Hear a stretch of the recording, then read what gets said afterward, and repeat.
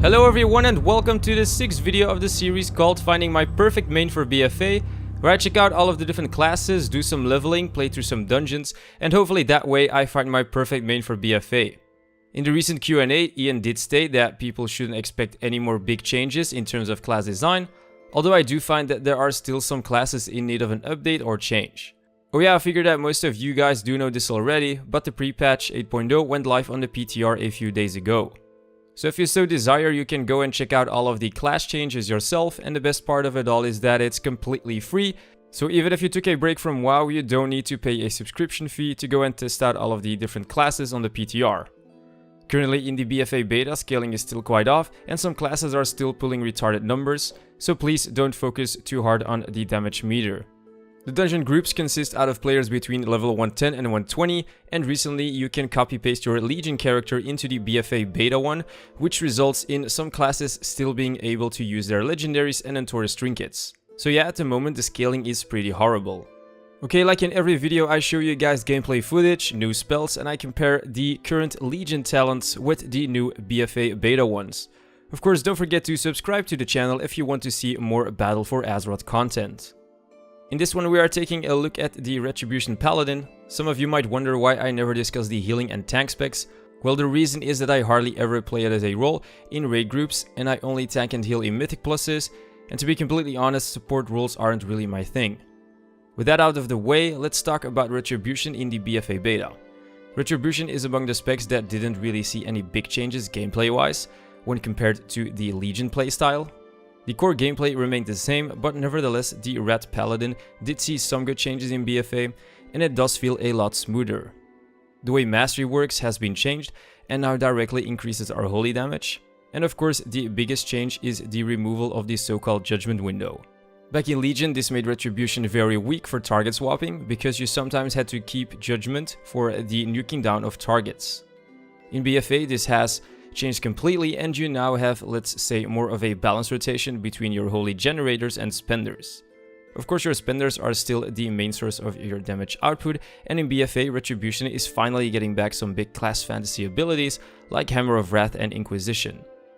As always, let's check out the changes of baseline abilities and mechanics for the Retribution Paladin.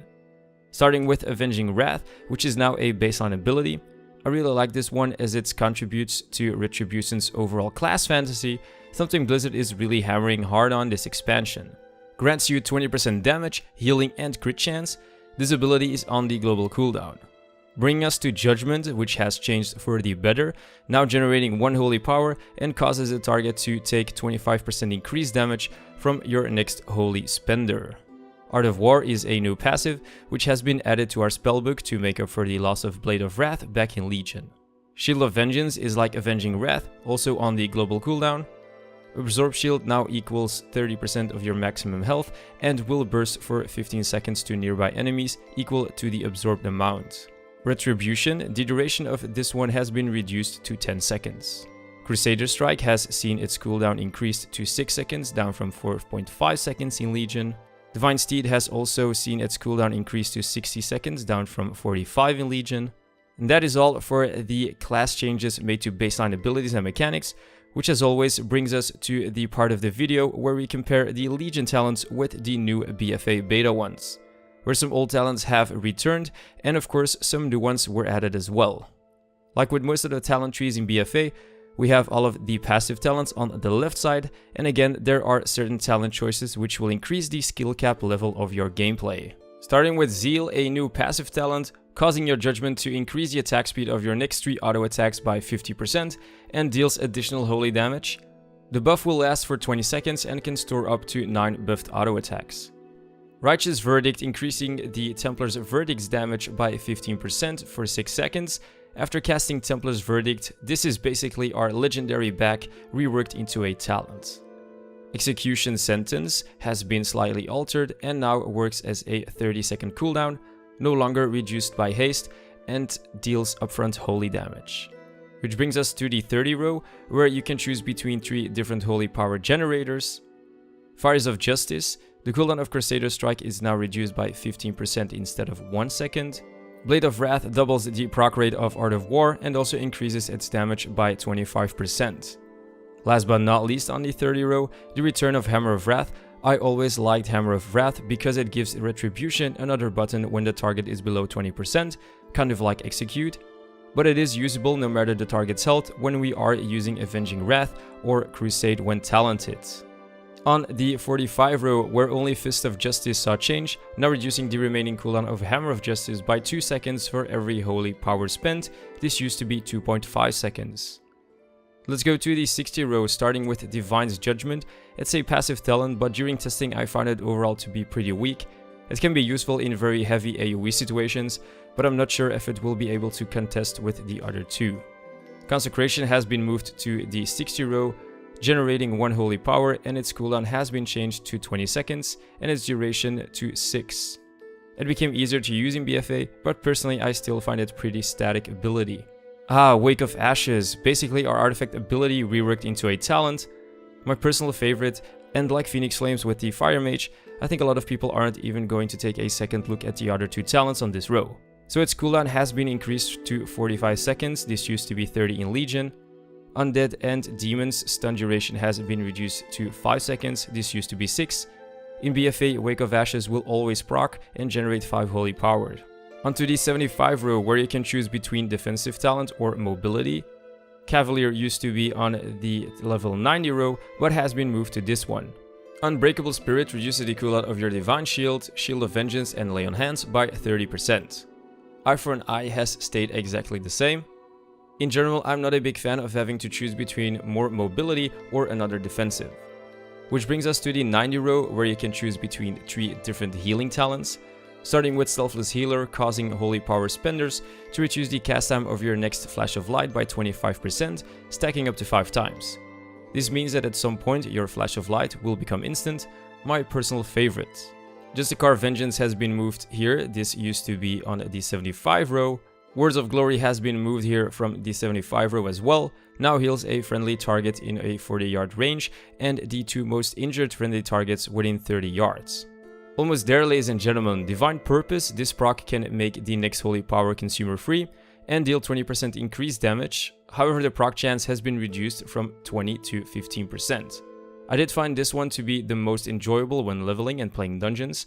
I think the other two are more raid-based talents. Crusade replaces Avenging Wrath when talented, and its duration has been increased to 25 seconds, down from 20, and has a maximum of 10 stacks. Last but not least, Inquisition is brand new and a holy power spender, acts like a buff you have to maintain. The buff increases your damage and haste by 8%, the buff lasts for 15 seconds for each holy power spent. All in all, I did not really like it that much, but then again, it's the beta, and of course, once you do play Retribution with some handy weak auras, it'll be way easier to keep track of this buff. Yeah, so again, you can go for a bunch of passive talents to get familiar with the rotation, and afterwards you can go and add some more game-changing talents. Like in every video, let's do a quick recap. So for the most part, Retribution Paladin's core gameplay has stayed roughly the same, and in BFA, Blizzard did achieve to smooth out the gameplay a little bit more than in Legion. The Judgment window is gone in BFA, and this does make the rotation a lot easier. No longer having to delay your holy spenders does feel great. Retribution is still about generating and spending holy powers, and prioritizing the abilities that generate the most holy power, like Blade of Justice. So all in all, the gameplay is easy but very satisfying. Personally, I think most people play Retribution Paladin because they're in love with the class fantasy, and if you liked it in Legion, you will love it even more in BFA. Overall, Retribution did feel very rewarding in terms of gameplay. Now to answer the question, is Paladin going to be my perfect main for BFA? Well, I probably have a very different mindset than most people when it comes down to choosing a main for an expansion, as a big portion of the player base will just pick up a certain class and spec because they really like it. But as a Mythic Raider, I have to be aware of possible changes that might occur during the expansion, and for that reason I personally always feel obligated to pick a spec which has at least one more damaging spec. And of course the Paladin only has one, as the other two are healer and tank. Of course this doesn't mean that Paladin cannot be your perfect main.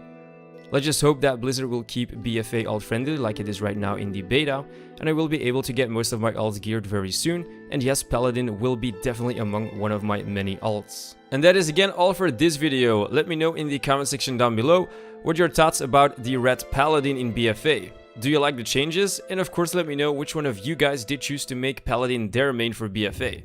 As always, don't forget to drop a like on the video, and of course subscribe to the channel if you want to join me in the journey of finding my perfect main.